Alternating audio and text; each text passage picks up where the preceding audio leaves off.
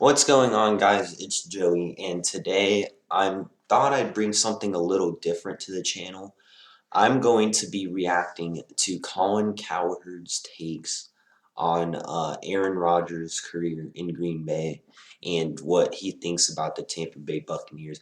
I just came across this video, thought it was interesting on what he had to say about it. So we're just gonna watch it, and then I'll just break down and kind of give my opinion on what he had to say about this. So let's get into it. Big believer in fit. Okay, so Joy and I have bounced around in our careers a lot.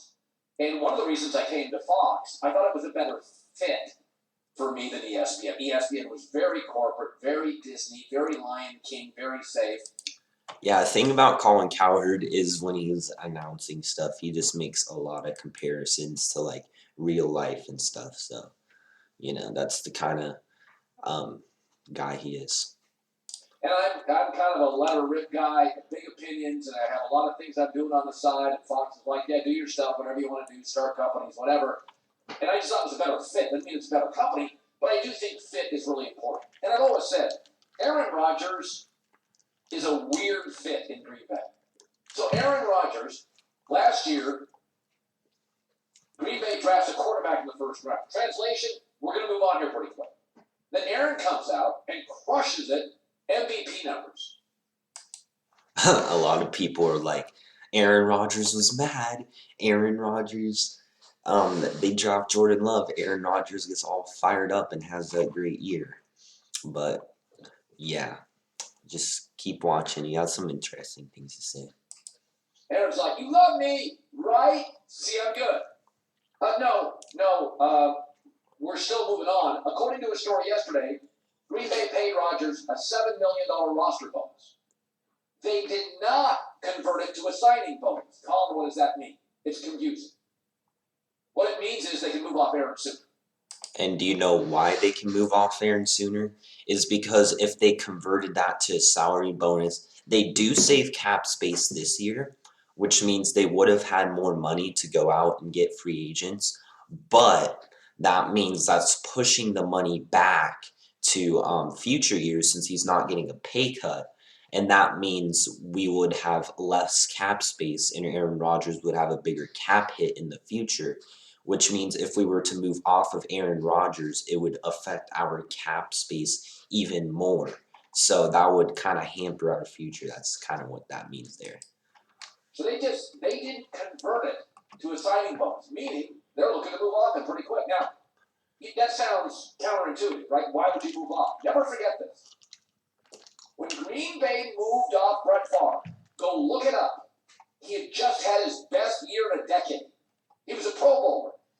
They were at 13-3. He got him to an NFC championship. And he was 6 months older than Aaron Rodgers is today. That was Brett Favre wasn't falling apart. He had just had a great year. They had just gone 13-3. He had just made the Pro Bowl. He had just cranked up a great year. And they moved off him. Why? Because they saw him as expensive and a star that was increasingly needed. That's kind of what Green Bay sees.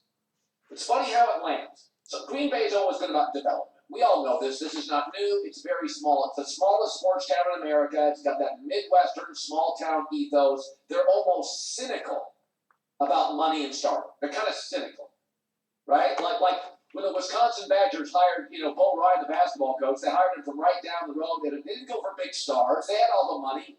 Wisconsin had all the money. If you go look at the history of Wisconsin football the last 20 years, they make a ton of money. It's one of the most lucrative athletic departments in the country. They never hire a big star as a coach. They never do. They're cynical of the big money.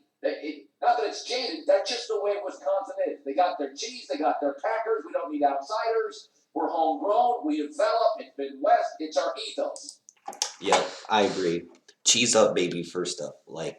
Yeah, we got, those fans with the cheese hats and everything. But I agree here. The Packers never spend big in free agency. Every year they're like, which free agents are we gonna sign? Big guys, J.J. Watt, Will Fuller, Kenny Golladay, whoever. Like, who are we going to get to help this team reach the Super Bowl? and I already just lower my expectations for free agency. I'm like, yeah, because like Aaron Rodgers is the biggest cap hit out of any player in the NFL right now, which means what is a cap hit? That means how much a player counts against the salary cap. So say you have $182.5 million in, like that's the cap, like the amount of cap space every team can have. So if Aaron Rodgers is a 30 million, $35 million cap hit, that means just one player is bringing that number down and to 150 million, and you still have like 30, 40 plus other players, 50 plus other players you have to pay. So yeah, that's a huge chunk, and that's why um we don't have that much cap space, and then we restructure everybody. And we always want to keep our future open. Green Bay never wants to be irrelevant. They always want to have a good team and always have a window to be relevant all the time. That even if that they're not willing to sacrifice everything to get to the Super Bowl. So it's going to be interesting to see what they draft this year. They're really good, arguably the best team at developing players, but they're just not big spenders in free agency. But anyways, let's keep watching. And here's rock star Brett Favre and rock star Aaron Rodgers. So they draft Jordan Love, obviously. He'll draft a quarterback first round, not playing. I mean, just a total waste of draft pick. But it's funny how it lands. It's a weird fit between Aaron and the Packers. And as you read this story, basically, they don't want to offend Aaron, but they're structuring this contract to move up sooner than later. And it's interesting how it lands. For Aaron Rodgers, whenever you get into like an argument with your wife or your husband, the first thing a psychologist taught me this years ago, he said, well, just make sure it lands for her like it lands for you. You may have an argument. It doesn't necessarily land the same way. Arguments don't. So for Aaron Rodgers, here's how the current situation lands. You can't get any good players. For Green Bay, here's how it lands. Well, we would like to get you more, but you're too expensive, and you're getting older, and you're kind of needy. And both could be right. Aaron can't get more stars. That's why when they play Tampa this year and go 0-2, it looks like Tampa has far more good players. Brady takes a pay cut. That's why when they played San Francisco a couple years ago, Garoppolo wasn't making a fortune. It looked like San Francisco had way more good players. See, this is why Tom Brady has so many Super Bowl rings. Do you think Tom Brady, he's never been that big of a cap hit? He's always been taking pay cuts. He's always been taking restructured. He has millions of dollars. For some athletes, they want more money for some reason, even though they already have millions of dollars, and that's plenty. But they're always looking for the payday. But Tom Brady is so dedicated to winning. He's doing whatever it takes to help his team win. That's why he just restructured his contract this year to save the Buccaneers, and I think he got extended or something. That saved the Buccaneers cap space, and he's working with other guys to kind of, keep the band together. But Aaron Rodgers' biggest cap hit, that means the Packers can't throw $20 million at someone. And if you went up to Aaron Rodgers like, hey, we need you to take a pay cut, they're going to be like, Aaron Rodgers is going to be like, I just won the MVP, why that's disrespectful telling me to take a pay cut. But Tom Brady, it's like, hey, we need you to take a pay cut, and we're going to use that money to get another guy to make our team better. Tom Brady's like, yeah, sure. So that's kind of the difference there. But Green Bay, that's why, yeah, that's pretty much it. When you look at Tampa, wow, Green Bay has quite a bit to go to get up to Tampa. That's kind of the thing there. So how does it land? For Aaron Rodgers, this whole thing lands like, you can't get me more good players. You can't even keep my center. You couldn't keep Jared Cook. I can't get J.J. Watt. And for Green Bay, they look at it and think, dude, we're building this developmental roster, making fifth-rounders, Pro Bowlers. We would love to get you more players, but you cost us almost $35 million a year. We're doing our part. You're not sacrificing. We're not going out and overspending and making it easy and getting free agents. We're not cherry picking like the Giants of Dory Jackson and Kenny Galladay, or like the Jets, Carl Lawson and Corey Dick. We don't do that. So we have to sacrifice in Green Bay. We are sacrificing Aaron all the time. It's a small town. This is our ethos. We have to draft and develop. And you, a big contract guy, are getting in our way. And so, I mean, it's Tom Brady's cap hit this year is $28 million less than Aaron Rodgers. That's why they have an all-star team. Yeah, that's true. That is very true. Draft and develop. See, when he's saying fifth-round guys into Pro Bowlers, he's meaning guys like Aaron Jones, fifth-round pick, Pro Bowler. That's just one example. Elton Jenkins made him into a star. Rashawn Gary's in the first round, but we made him into the star. Kenny Clark. There's just been a lot of good draft picks. There's also been a lot of misses, but we've been good about developing guys. So. So this whole thing is very interesting to me. Is that when they moved off Brett Favre, he had Aaron Rodgers. He was 13-3. He just turned 38.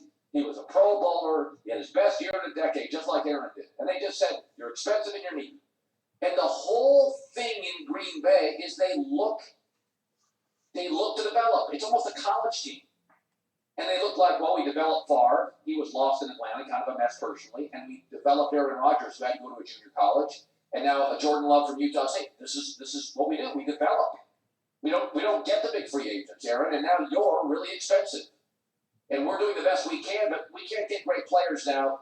Maybe the conference championship, that's what we can do. Because Green Bay's not stupid. They know the more you pay a quarterback, the less you can win. Can't win Super Bowls with an expensive quarterback. Doesn't happen. Hasn't happened in years. Hasn't happened in 15 years. Very funny. So Yeah, I agree. And now their plan is to develop Jordan Love because they see a lot of potential in Jordan Love. Everyone sees the potential.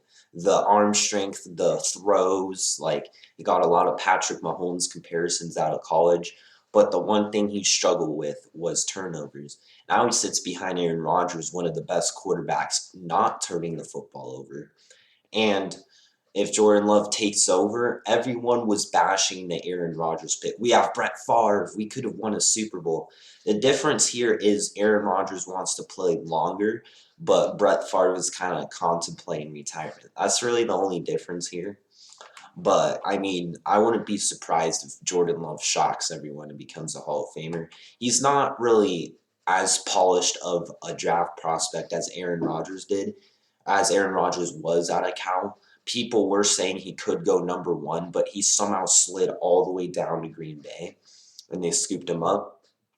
But yeah, after 2021, it's going to be really interesting. I would not be surprised if they moved off Aaron Rodgers. It's going to be heartbreaking for a lot of Packers fans, but I've kind of been preparing for it. I've been preparing for Aaron Rodgers to no longer be the Green Bay Packers quarterback because that's just the way Green Bay is.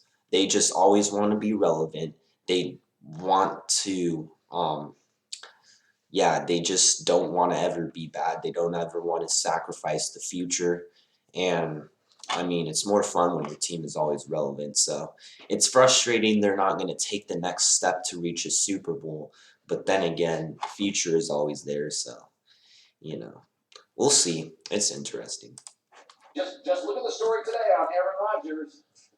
They, not real subtle, it looks like they're giving him bonuses because they don't want to get trapped in 2 to 3 years with Aaron's contract. So this is fun. So the Bucks are going to now sign Dominican Sue. And yesterday, Donovan Smith reached an agreement, $32 million contract for their left tackle. They also signed Leonard Fournette. They got Leonard Fournette back, so you're gonna have Ronald Jones and Leonard Fournette. I don't know how they're getting all this money, but restructures and stuff aren't always announced because people are like, "Oh my gosh, I'm so excited to announce this restructure," So. So they have now signed Chris Godwin, franchised him, Donovan Smith, Shaq Barrett, Levante David, Rob Gronkowski, Ryan Suckup, a kicker. And now Ndamukong Suh's going to get $9 million a year. This is the most talented team Tom Brady's ever played. Go look at mock drafts.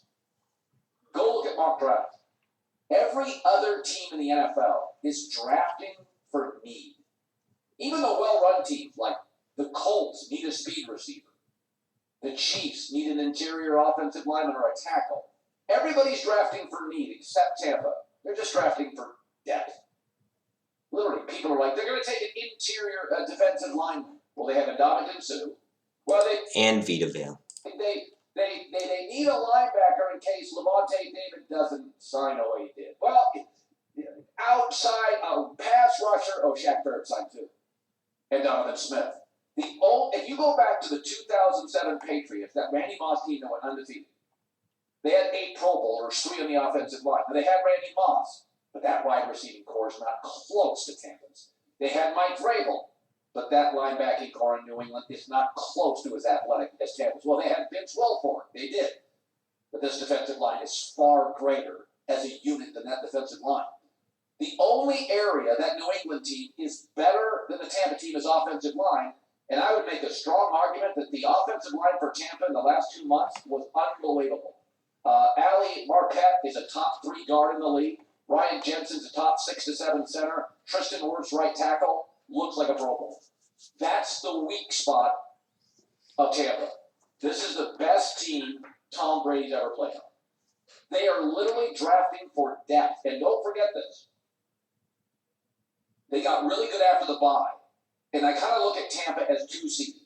There was the Tom gets signed, no preseason, a lot of turbulence, kind of trying to fit Arians' offense with Brady's offense. And we all watched it on television. It was bumpy. They got crushed by the Saints twice. They got beat by the Bears and yelled at the dirt. It's a lot of ugliness. Then the bye hit. They got 10 days of practice. They sewed it together. And from that point on, 8-0, and the average score was 34-19, and it was the number 1 offense in the NFL.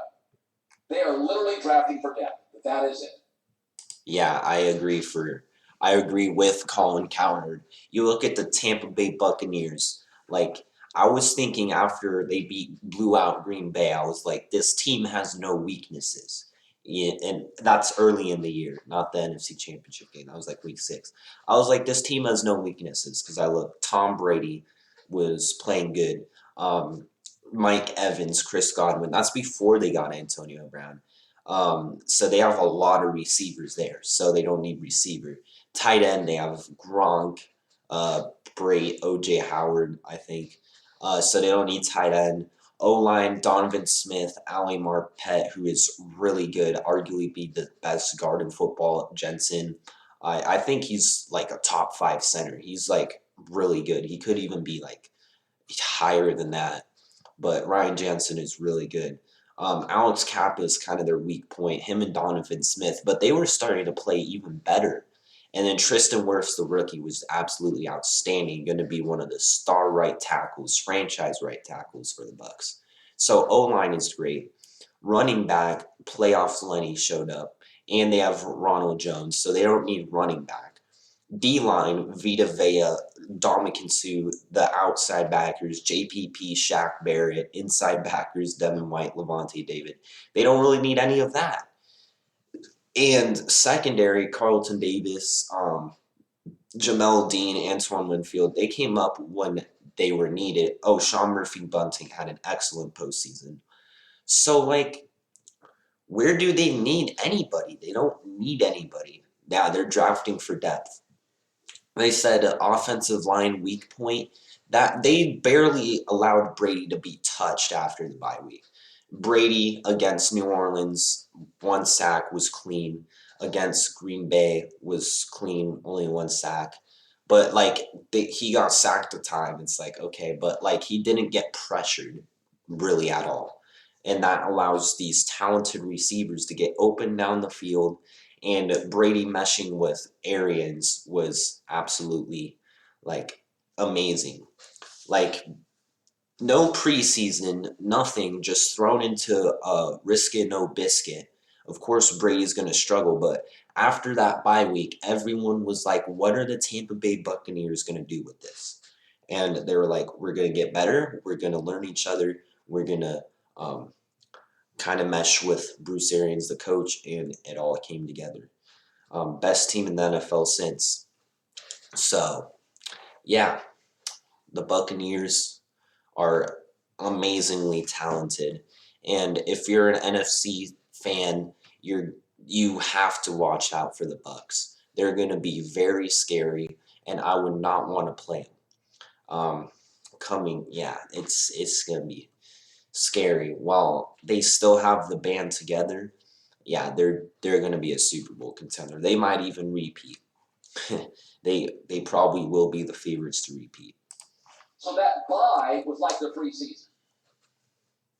It's incredible right now. Their sack differential after the bye was number one.